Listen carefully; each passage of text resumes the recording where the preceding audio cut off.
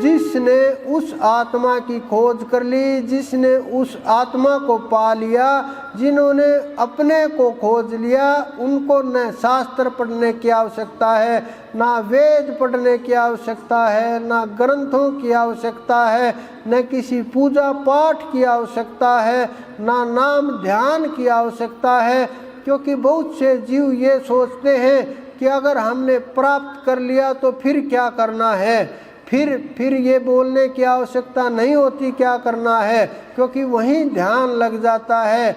वहाँ ना कि नाम रटे ना रटे ये तो सवाल ही पैदा नहीं होता, क्योंकि वो सार शब्द जाग जाता है। जब वो सार शब्द जागता है, वो सार नाम जागता है जो आपके अंदर है, जो सब नामों से पहले था, जो सब भाषाओं से पहले था इस संसार के अंदर।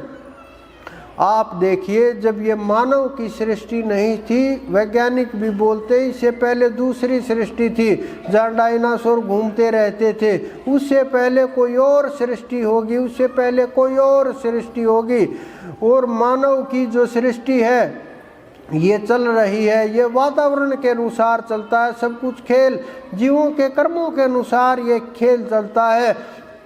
जब ये कर्म के ऊपर प्रभाव होने लगता है, कर्म का चक्कर चलने लगता है, धीरे धीरे शरीरों के रूप बदलने लगते हैं और एक सृष्टि खत्म होती है, दूसरी शुरू होती है। लाखों करोड़ों जीव विलुप्त हो चुके हैं, उसी प्रकार से लाखों करोड़ों जीव नए उत्पन्न हो गए हैं।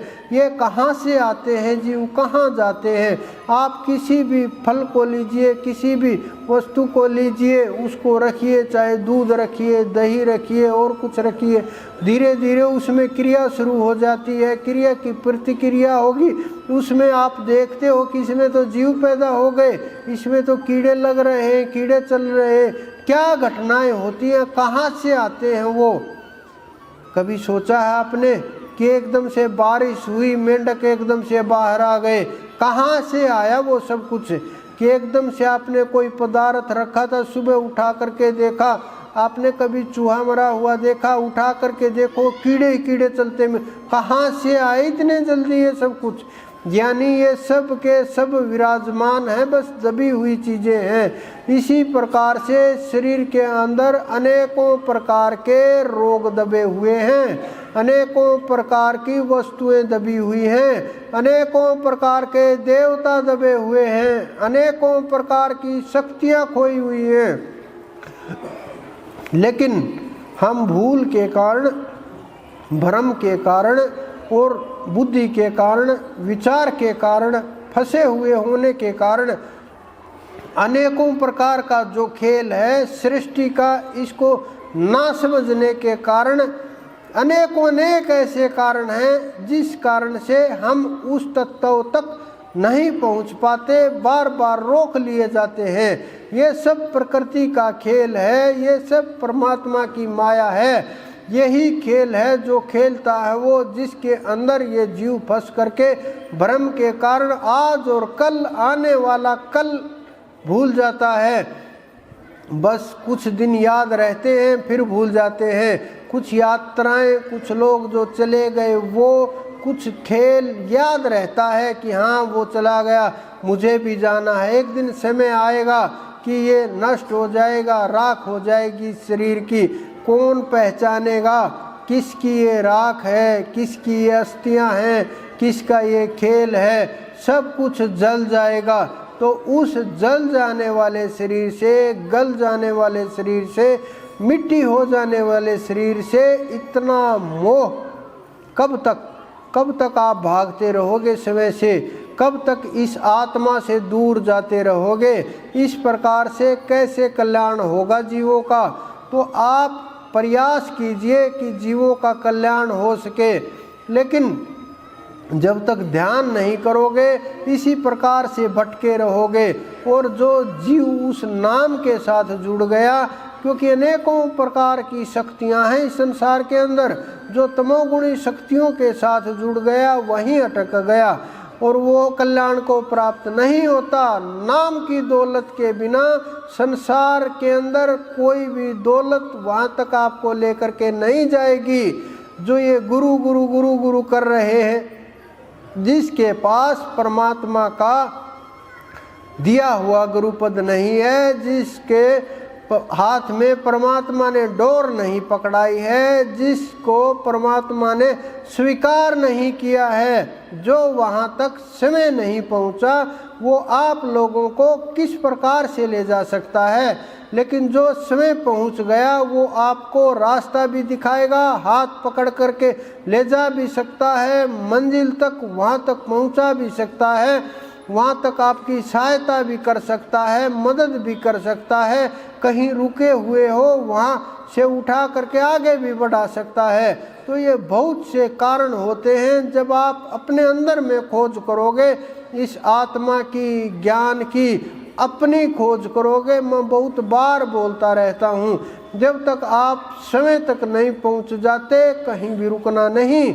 अगर आप कहीं भी रुके, समझ लो आपकी स्थिति वहीं स्थित हो गई, आप आगे नहीं बढ़े, और आगे बढ़े बिना उस परमात्मा की प्राप्ति नहीं हो सकती। तो आप परमात्मा की प्राप्ति का प्रयास कीजिए, ध्यान कीजिए, सुमरण कीजिए। कुछ लोग आज, मैं बहुत रात्रि से जो जीव चले गए उनके लिए प्रयासरत थे ध्यान साधना के अंदर, तो उनके बहुत काम लगभग हो चुके हैं, कुछ बाकी हैं वो आज हो जाएंगे। तो इस प्रकार से जो लोग आए हैं, कुछ लोग भाव के साथ आए हैं, कुछ लोग नंगे पैरों चल करके आए हैं, कुछ लोग वो 2 दिन पहले आए थे कि जी कैथल से बहुत दूर से पैदल पैदल चल करके आ रहे हैं भाव के साथ। तो ऐसे लोग जो प्रेम के साथ जुड़े हुए हैं, हृदय के साथ, उनकी आत्माएं जो मेल होता है, शरीरों का मेल एक स्तर तक होता है, बुद्धि का, विचारों का तालमेल अलग स्तर तक होता है, हृदय का तालमेल एक अलग स्तर का होता है, आत्मा का जो तालमेल होता है वो अलग स्तर का होता है, वो आंतरिक हो जाता है। तो ऐसे लोग जो बहुत जन्मों से साथ चले आ रहे हैं, आज भी साथ हैं, और अब जितनी साधना करेंगे मुझे लगता है कि बहुत से लोग जीव जो जीवन मुक्त हो जाएंगे, रोक नहीं सकता कोई भी, क्योंकि उस परमात्मा के अंदर इतनी ताकत, इतना तेज है कि कोई भी जीव, कोई भी देवी देव रोक नहीं पाएगा जो उस नाम को रटेगा। क्योंकि जीवों की अक्षमता होती है, गुरुओं के अंदर ताकत होती है, संतों की अक्षमता होती है। तो इस प्रकार के जीव जो आत्मा से जुड़े हुए हैं, वो छोटे छोटे जो इच्छाएं ले करके आए हैं, वो तो आपकी दरबार में मैं ना कहूँगा तो भी वो सुनता रहता है और वो तो पहुँचती रहती हैं। लेकिन जो लोग भाव के साथ आए हैं और हृदय के साथ आए हैं, उनकी भी सब की सब दरख्वास्त हम दरबार के अंदर भेजते रहते हैं। क्योंकि ये जब आपके विचार उत्पन्न होते हैं तो वो सब के सब इकट्ठे कर लिए जाते हैं, और सब के सब इकट्ठे करके और वहाँ उस दरबार तक पहुँचा दिए जाते हैं। बहुत से लोग जो नहीं पहुँच पाए, कुछ लोग मजबूर थे जो नहीं आ पाए, कुछ लोग जानबूझ करके नहीं आए जिन्हें इधर उधर जाना था, कुछ लोगों को मेलों के अंदर जाना था, कुछ लोगों को समाज का डर था, कुछ लोगों को परिवार का डर था। वो अपने हिसाब से देख लेंगे, जैसा भी उनके साथ होगा, जो भी वो करेंगे जैसा उचित होगा। लेकिन जो भाव से जुड़े हुए हैं उनको परमात्मा अपने आप संभालेगा। आपको न भयभीत होने की आवश्यकता है, किसी से भी ना सोचने की आवश्यकता है। कहीं भी ये मत सोचना कि यहाँ ये नहीं करना, बस बुरे कर्म से डरो, भजन करो, और परिणाम आप सबके सामने है। न उस जीव को उस परमात्मा तक जाने से रोक सकता है, न कोई रोक पाएगा। आपको इन किसी भी प्रकार के आडंबरों से, किसी भी प्रकार के भय पैदा करने वाली वस्तुओं से डरने की, घबराने की किसी प्रकार की आवश्यकता नहीं है। क्योंकि आप उस नाम के साथ जुड़े हुए हो जो आपको अंदर तक जोड़ करके रखता है। जब आपके शरीर ही, सूक्ष्म शरीर ही तेजस्वी होंगे, आत्मा ही तेजस्वी होगी, तो ये तंत्र कुछ नहीं कर पाएगा, क्योंकि नाम की दौलत के आगे कोई ताकत ठहरती नहीं है। और नाम की ताकत उस परमात्मा के साथ जुड़ती है तो सब छिन्न भिन्न हो करके छटपटाने लगता है।